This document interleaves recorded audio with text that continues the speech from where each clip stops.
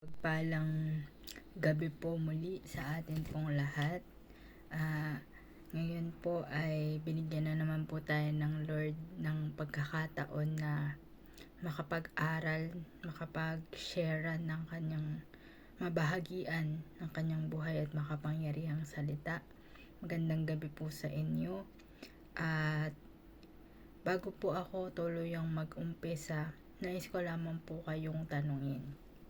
Dahil syempre tayo po ay still nasa season of revival pa din sa month ng December, na ang verse po na theme po natin is celebrate with Jesus, celebrate revival, celebrate Jesus Christ.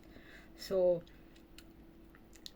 dahil po sa dami na po ng narinig natin about sa revival of the heart, revival of the Holy Spirit, revival of mind.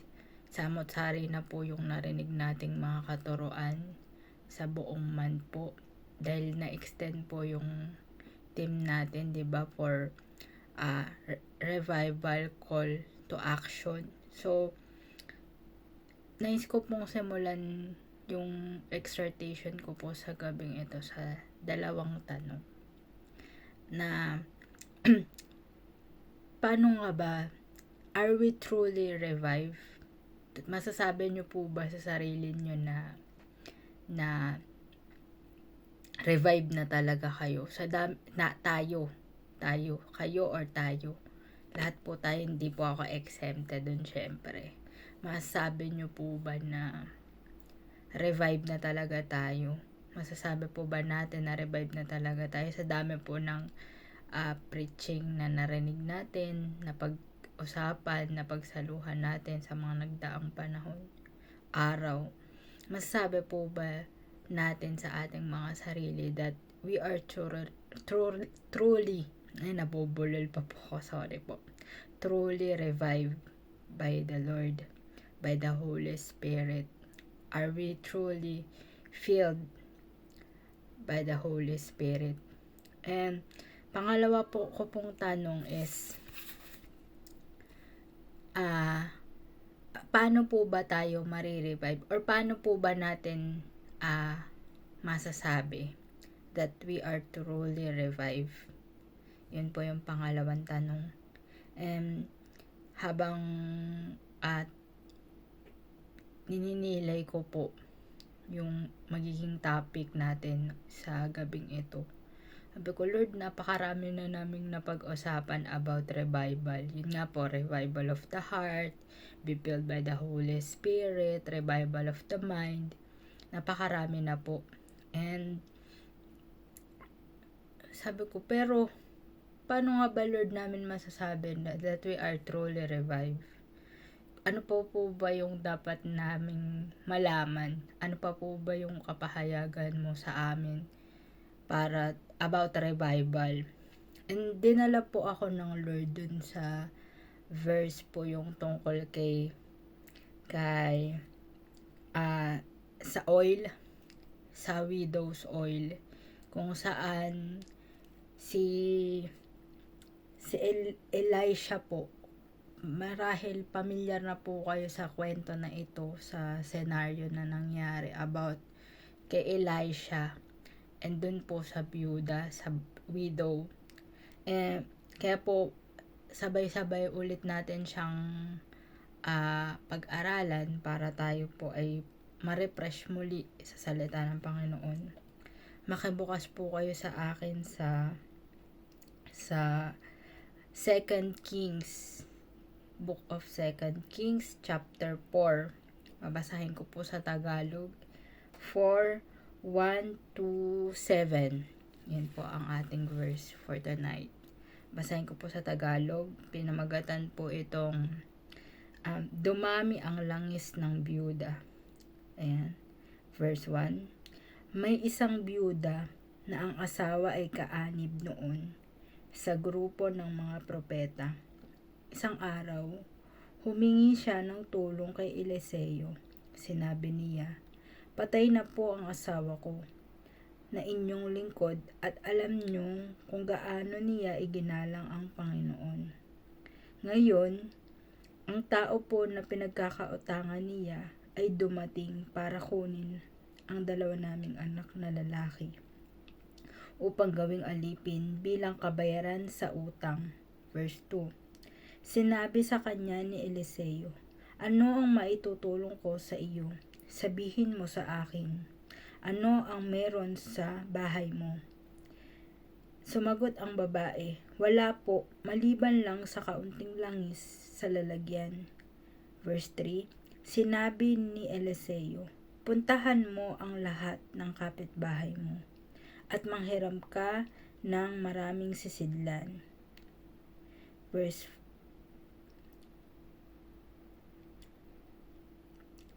4, pumasok kayo ng mga anak mo sa bahay nyo at isara nyo ang pinto. Ibuhos ninyo ang langis sa lahat ng sisidlan. Itabi mo ang bawat sisidlan na mapupuno mo. Verse 5, kaya ginawa ng babae ang iniutos ni Eliseo sa kanya at isinara nila ang pinto ng bahay nila.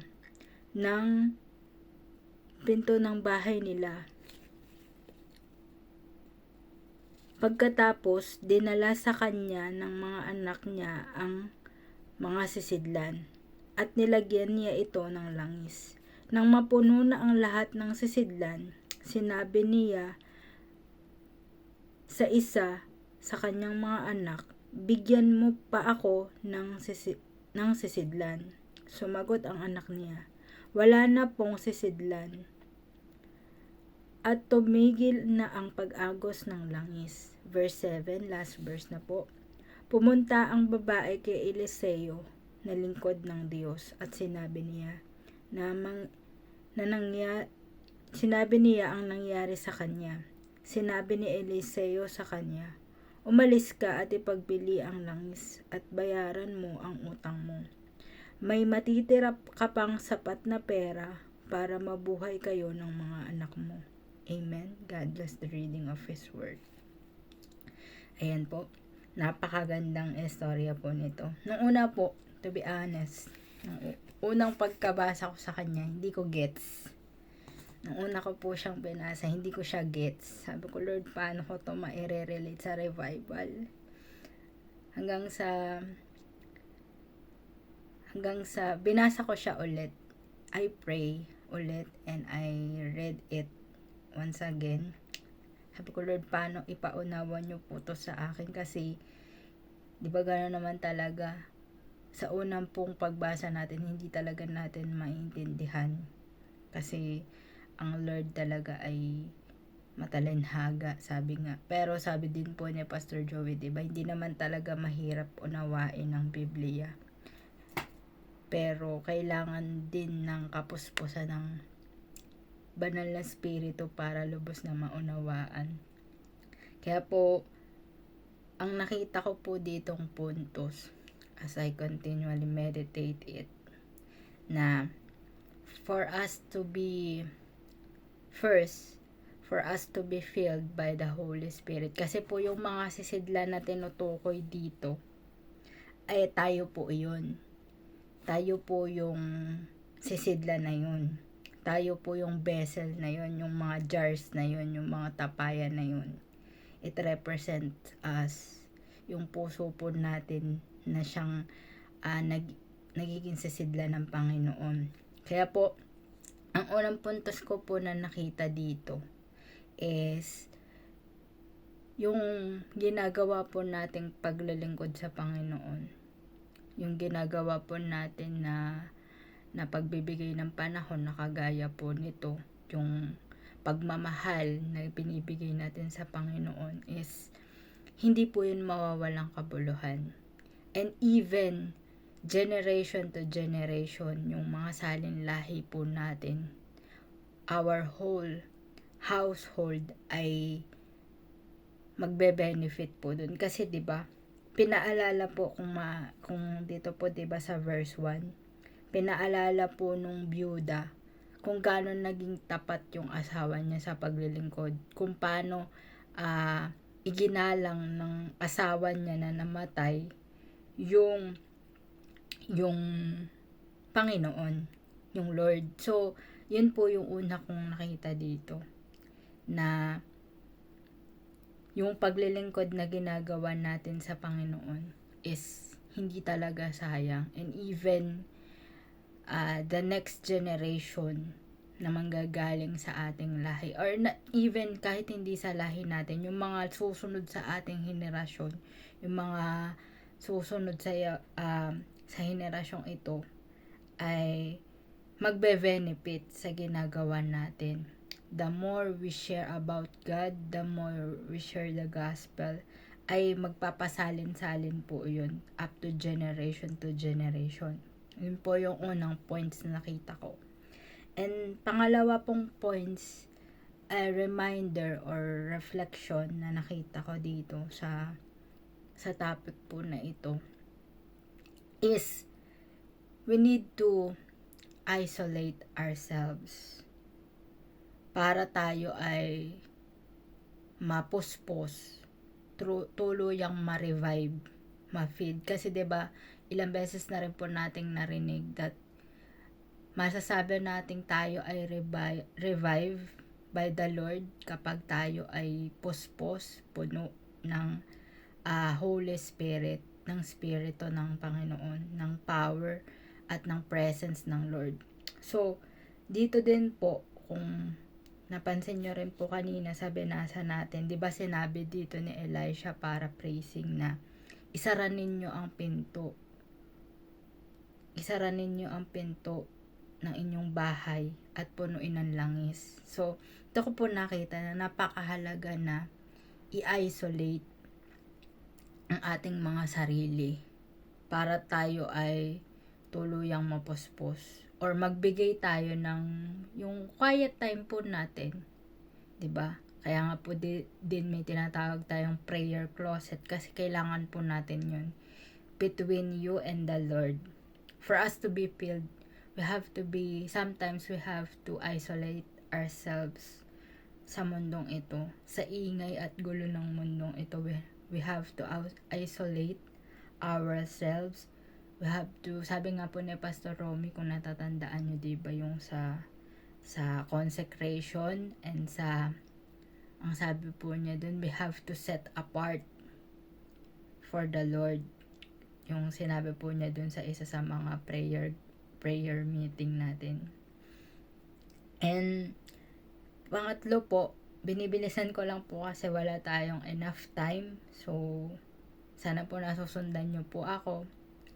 And pangatlo, ang nakita ko po dito is, bago tayo mapuspos ng Panginoon, after we isolate ourselves, we need to be empty.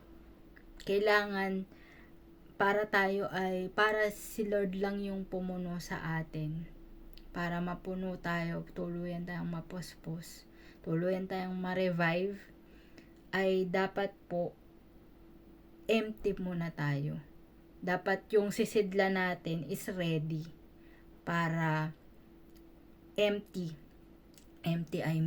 is empty and ready na tanggapin yung kapuspusan na nagmumula sa Panginoon. Kasi gaya nga po nung na-topic ni Ate Roma last week, diba po, sabi ni Ate Roma, ang topic niya is Matthew 11:28-30.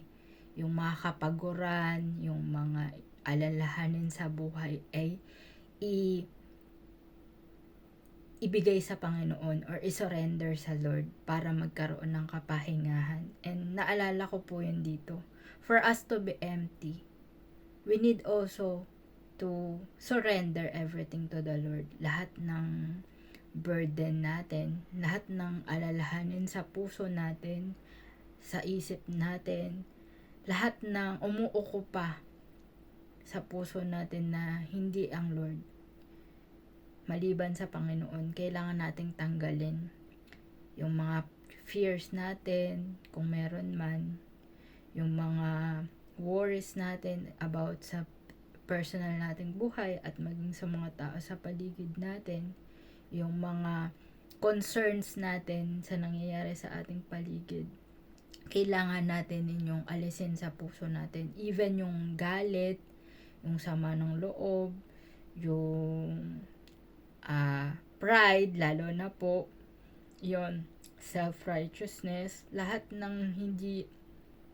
nakakalugod sa Panginoon at lahat ng pwedeng makapag-contaminate sa puso natin para hindi tuluyang makapasok yung presence and power ng Lord, kailangan po nating alisin. We have to be empty for us to be filled by God. Yun po yung pangatlong puntos na nakita ko. And lastly, kailangan din po na kasi po 'di ba nung napuno na yung jar, ay binayaran nung byuda yung mga pinagkakautangan niya at binigyan din niya. Marahil siguro inisip ko, siguro hindi lang yung inutangan ng asawa niya or pinagkakautangan ng pamilya nila yung nabiyayaan or nabayaran. Kasi even pagka nabayaran yung utang, para mo na rin pong bine-bless yung tao na yun eh. Kasi syempre, pare-pareho naman po tayo nangangailangan. So, napakagandang paalala rin po sa atin na yung mga pinagkakautangan natin or yung mga may utang sa atin, naway magsipagbayad na po sila. Kasi di ba, nababasa natin sa Facebook, doon nagpaparinigan na kailan kaya ako babayaran, etc. etc. So, nawa po, mabasa nila yung verse na to na yung si Lord mismo yung nag-command na bayaran yung pagkakautang. Binless siya ng Panginoon ng siksik, liglig at umaapaw. Kaya obligasyon niya or dapat maging responsible siya sa pagbabayad ng utang. And balikan ko lang din po yung sinabi kanina sa first verse na yung pagkakautang ng asawa niya. Dito rin po natin makikita that if we if we truly serve God faithfully, maging yung mga utang po natin, yung mga difficulties natin in life, malalagpasan natin or mababayaran natin yung mga pagkakautang natin. In short, hindi tayo maghihirap or hindi tayo magigipit. Not just in terms of financial, pero sa lahat po ng bagay. Amen po ba? So, yun.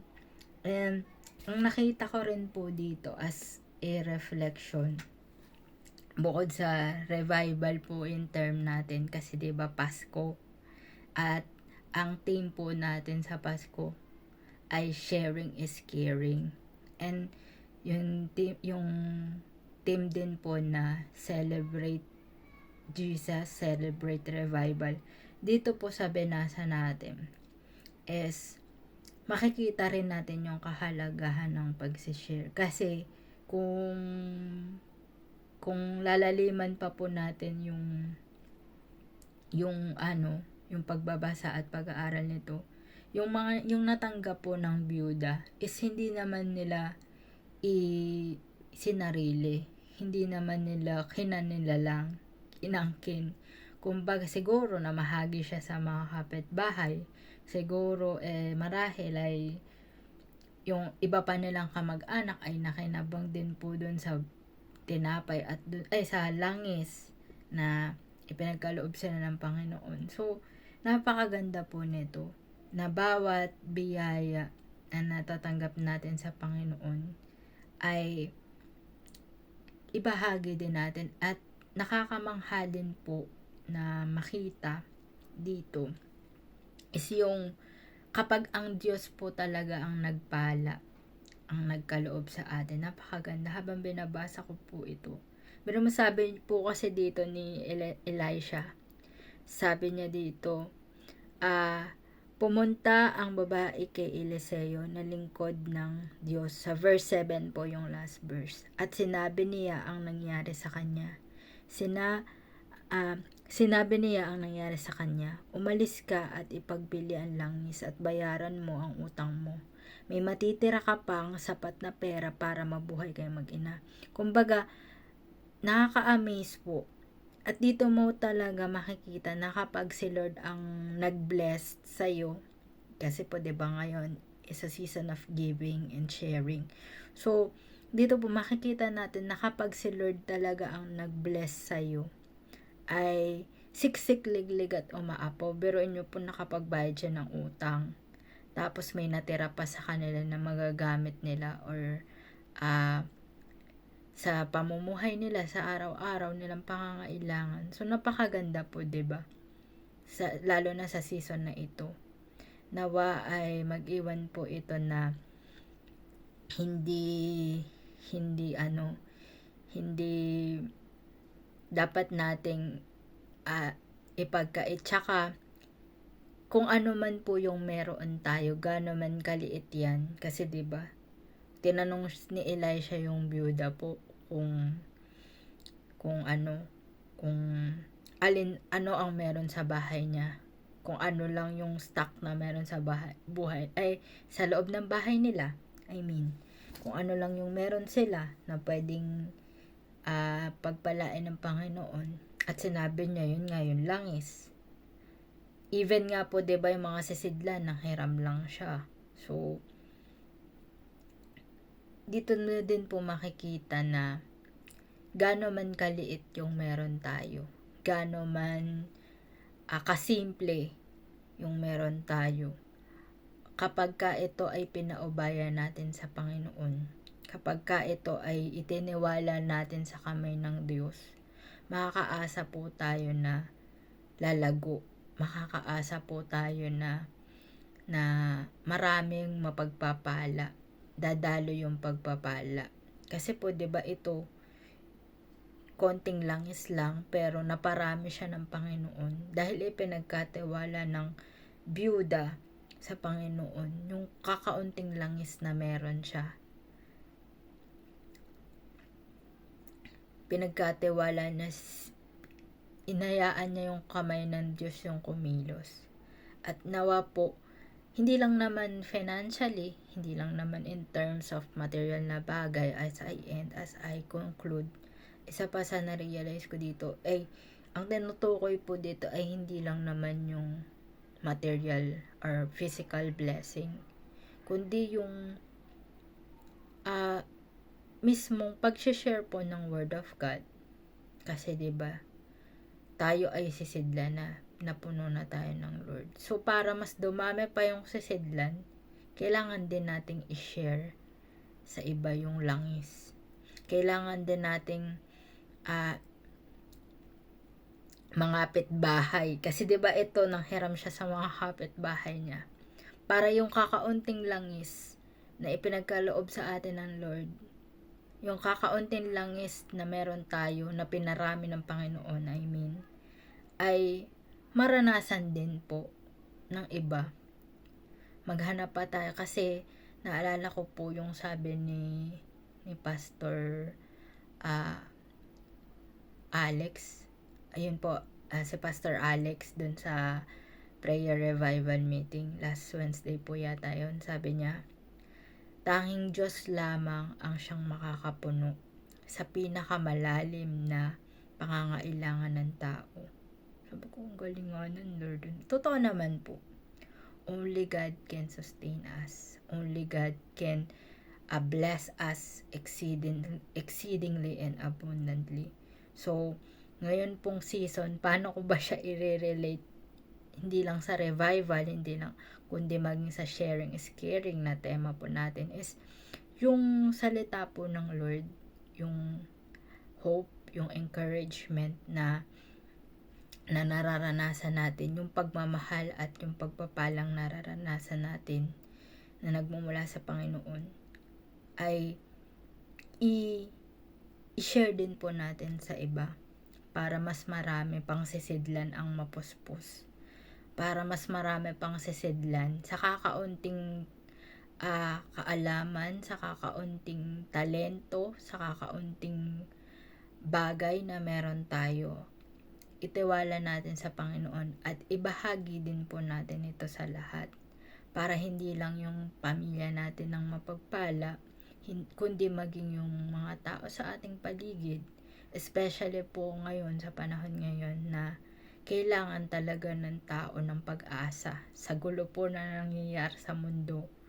Kailangan ng tao ng encouragement, ng pag-asa, ng kalakasan na nagmumula sa Panginoon. So, nawa po kahit na bulol-bulol yung pagsasalita ko, kahit na magulo yung ibang explanation, I pray and I believe po na ang Holy Spirit ang siyang nagbukas ng ating mga puso para lubos po nating maintindihan yung katuroan po sa gabi pong ito. Yun lang po. Maraming pong salamat and God bless you all.